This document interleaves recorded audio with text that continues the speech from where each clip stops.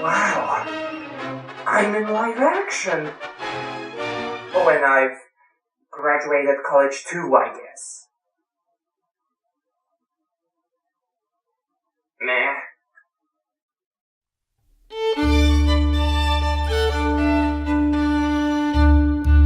And I also found a job in the meantime as well. Moving on.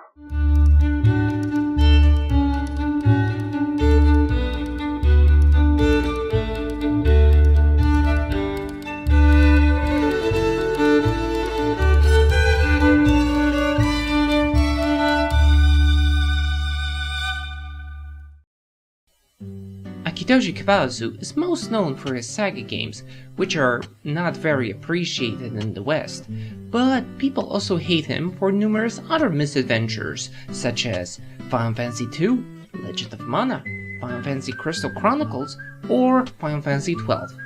All these games offered something unique, different, and maybe a little crazy. And since not everyone liked that, to many, Hitoshi Kawazu's name became the equivalent of the LJN logo, a promise of bad things to come. This is why many people hate Mr. Kawazu. So that means that the fan favorite game in the SaGa series also has to be the one most void of these problems. Right? The game features 7 playable characters that you can choose from. Just load. Oh, you noticed the robot. It's a callback to the first SaGa games. Aside from humans, we have robots, monsters, and mystics. And all these races are in the main cast, which nicely shows the diversity of this game's world. It features mystical forests, Asian villages, as well as modern futuristic cities. Quite an eyesight. Too bad that the graphics are pretty old. This came out the same year as Final Fantasy VII, and it shows. Some say that it aged better than that game, but when I play, I keep wishing that SaGa Frontier had that game's select button function to help me find zones and objects to interact with. The battles are much more straightforward in that regard, once you get used to each fight starting with selecting a party setup. You're given a lot of options to play with. Martial arts, swords, guns, bazookas, a multitude of magical spells, and, let's not forget, many selectable characters from different races, all with their unique playstyles. It's no surprise that many people have told me that as someone who liked Romancing SaGa Minstrel Song, I should love SaGa Frontier, and that is indeed true. I should, but I don't. Why, you ask? Well, because I can't use axes, bows, nor spears. It was a thing in the other games. Yeah, I know, the selection of things to do in combat is broad as it is. But I could not get passionate about anything. The guns, the spells, nor the characters. I don't even really like the other races. Whoa, wait, I'm not robophobic or anything. I've got robot friends.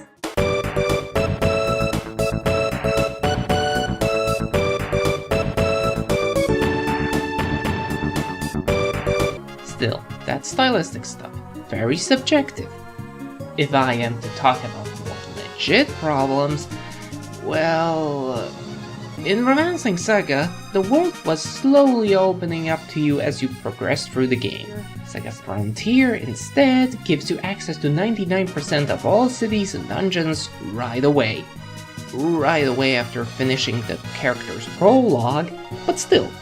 The first time I saw this, I was really confused where to go, because all the city names were equally foreign to me, and I couldn't really find any NPC to trigger a quest like in Romancing SaGa. There's not even a quest log in the menu. Even using a walkthrough did not help me much, as no airship port has access to all the cities. So, when some guy told me to fly to Nelson, they actually meant flying to Kurong, then Avni, and then Nelson. Obviously! Now, if you recall, my biggest problem with Romancing SaGa was the repetition when trying to complete all the characters. Conversely, SaGa Frontier's storyline is better written, doesn't take that long to complete, and everyone has their own personal final boss. And yet, I had more fun playing Romancing SaGa. I felt like that game was a lot more accessible and managed to entertain me all the while with quests. SaGa Frontier has some quests, I guess, but they don't seem nearly as rewarding, and finding them is a pain. Many online guides don't even talk about quests, and by far, the most common tip they give is going to the city of Scrap and abusing the junk shop glitch, so that you can later abuse the gold ingot glitch to have an infinite supply of money. What? I mean, video games do have glitches, that I understand, but people seriously list this kind of thing as something to do when playing? Initially, I refused to use such trickery. However, being eager to finish this game as fast as possible, college, I had to give in. I used the glitches, and then I spent all my time grinding in a specific dungeon just to be prepared for the difficult storyline battles later on. Perhaps something is wrong with me. SaGa games are challenging, they are confusing, they are cryptic, they make you grind sometimes. However, I couldn't help but feel like this game was going a bit too far. Something was wrong here. And I was right. This game was released in an unfinished state. In fact, there exists a pre-release screenshot which shows an additional 8th character. And I've also heard of a planned 9th character that never came to be. Furthermore, the game data contains a bunch of cutscenes that never show up, meaning that a lot of the story was removed. And if so much got cut and remains unfinished, then I don't think anyone can claim that the gameplay itself was meant to look like this. No one should be surprised that many people really didn't like this game back in the day. Which I can't deny is understandable. But me personally, I had fun with it. I mean, sure, I said I didn't love it, but that's mostly because it didn't have spear-wielding lizardmen in it.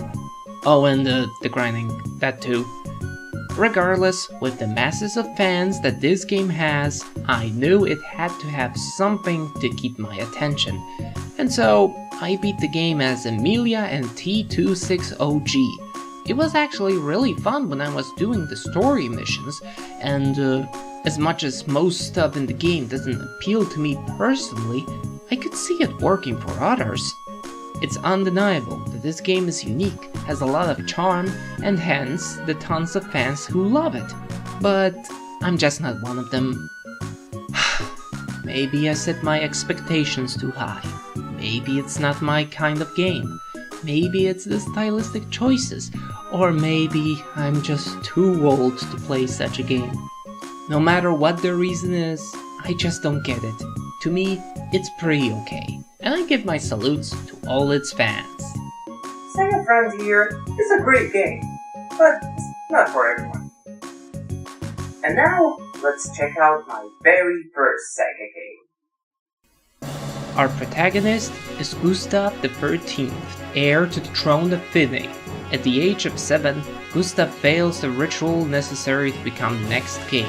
It is revealed that Gustav has no anima, a magical spiritual energy contained in nearly everything around the world. The lack of it means that Gustav is unable to use magic. And since in this world having no anima is the equivalent of not having a soul, he's banished from the kingdom, accompanied by his loving mother. Years pass and Gustav grows up, still feeling anger for what was done to him. Full of ambitious ideas, he plans to get the throne that was rightfully his.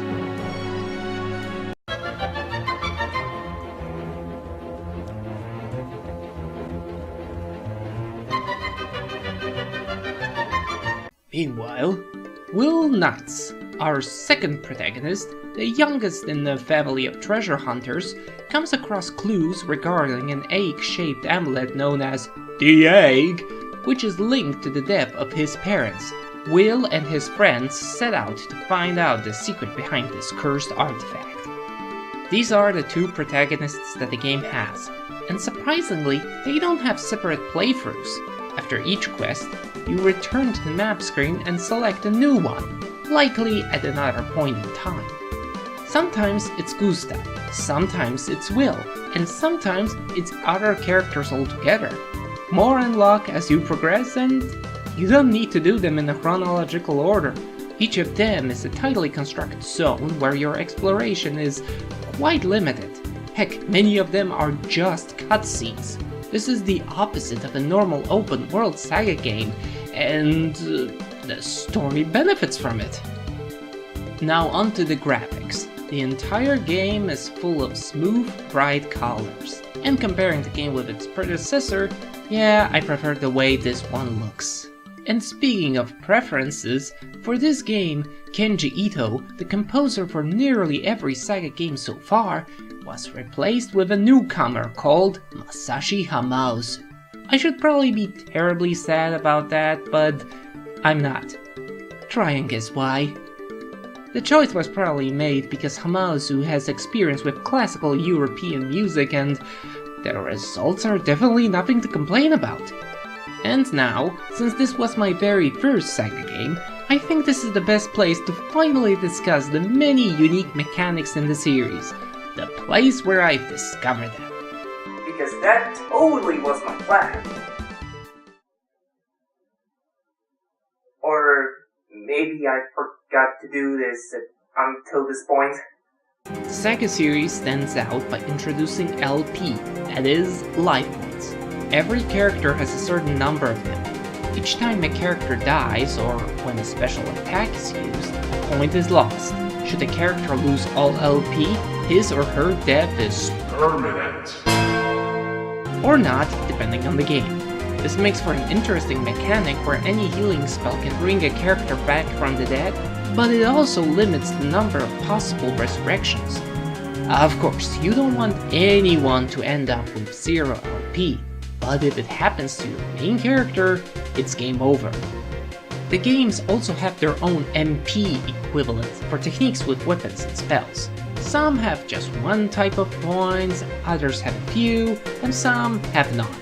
What I definitely like in SaGa Frontier 2 is the inclusion of regeneration. The brackets show how many points you'll recover each turn. This really does take away the urgency of visiting inns.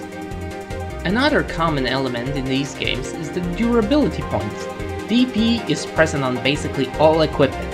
It depletes with each use, and once you use it all up, the item breaks.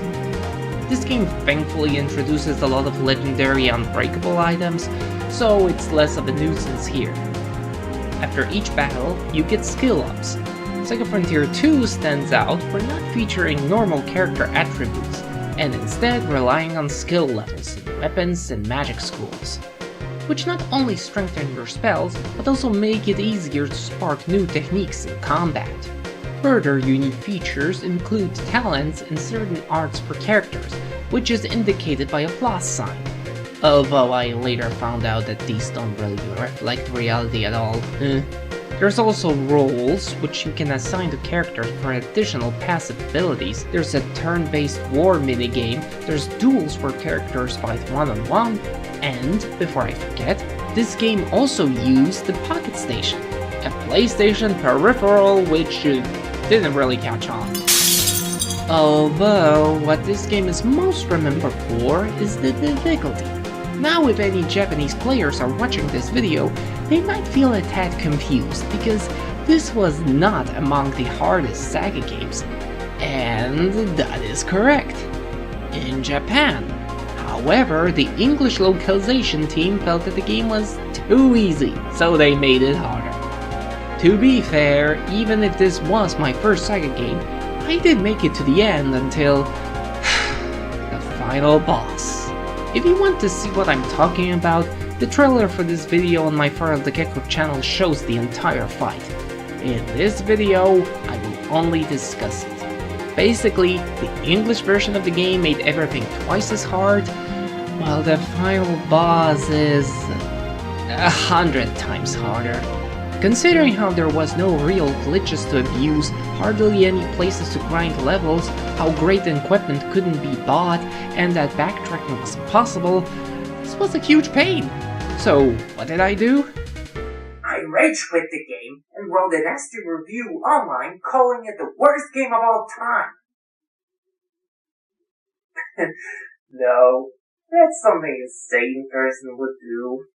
I started the game all over again, and by knowing how to beat quests, I was able to get through it more quickly. And I used the extra time to grind in quests featuring characters included in the final battle. I used online guides to prepare myself for this battle, acquiring the best techniques, armor and weapons. This was the first time that a video game forced me to use my head to form a real strategy. Not to a bad result, if I may add.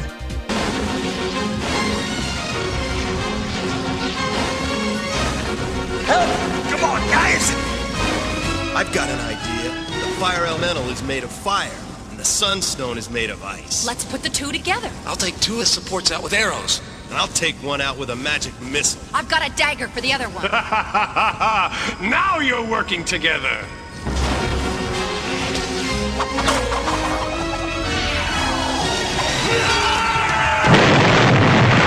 So those were the PlayStation SaGa games. Both of them great, just in different ways. But considering how only one of the two has spears, my favorite composer, and wood magic, come on, who can blame me for preferring that one? Well, we'll see us next time, for it is when we... Alright. Before we quit, we need to discuss what's been announced since last time.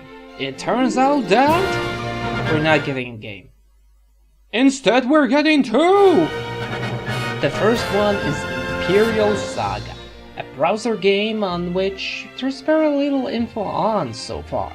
Although screenshots do promise something like a crossover of various characters from SaGa games.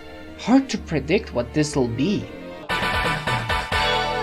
Actually, just before I was done editing, a trailer for Imperial SaGa was released.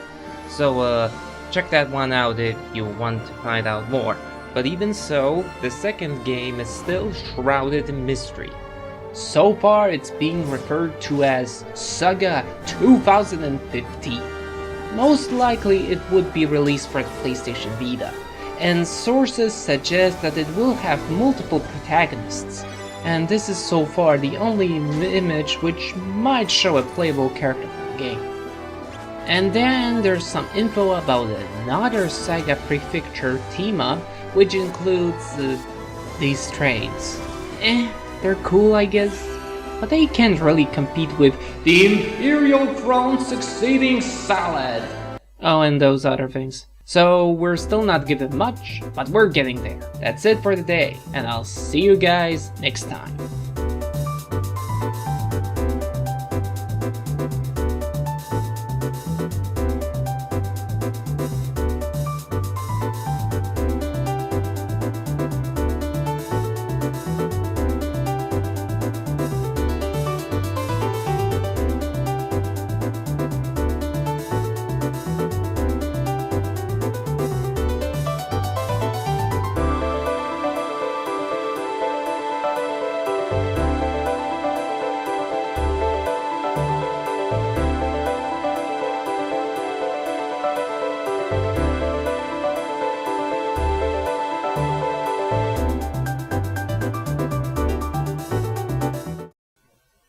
Hey, I hope you've enjoyed the review, while not hating on me for bad-mouthing SaGa Frontier.